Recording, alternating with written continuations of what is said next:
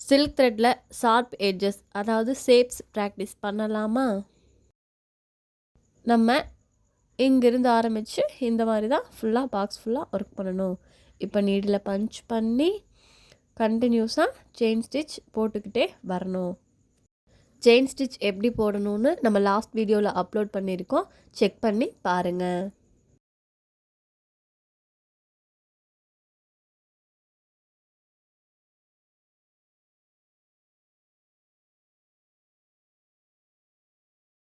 இப்போ நம்ம இந்த எட்ஜுக்கு வந்துட்டோம். நம்ம லைன் வரைஞ்சிருக்கோம் இல்லைங்களா, அதுக்கு ஆப்போசிட் சைடில் ஒரு குட்டி லாக் வச்சு அகைன் நம்ம செயின் ஸ்டிச்சு கண்டினியூ பண்ணிகிட்டே வரணும்.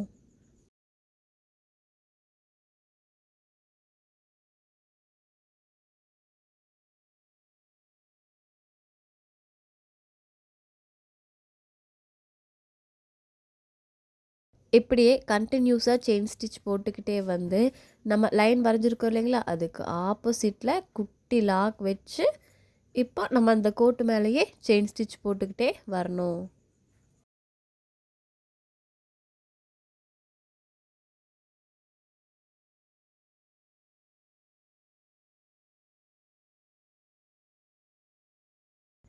இந்த சைடும் அதே போல் நம்ம லைன் வரைஞ்சிருக்கிறதுக்கு ஆப்போசிட்டில் குட்டி லாக் வச்சு அகைன் கோட்டு மேலேயே கண்டினியூஸாக செயின் ஸ்டிச் போட்டுக்கிட்டே வரணும்.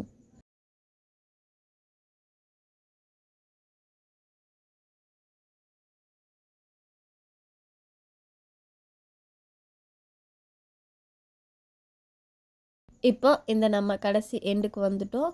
எண்ட் நாட் போட்டு ஃபினிஷ் பண்ணிக்கலாம்.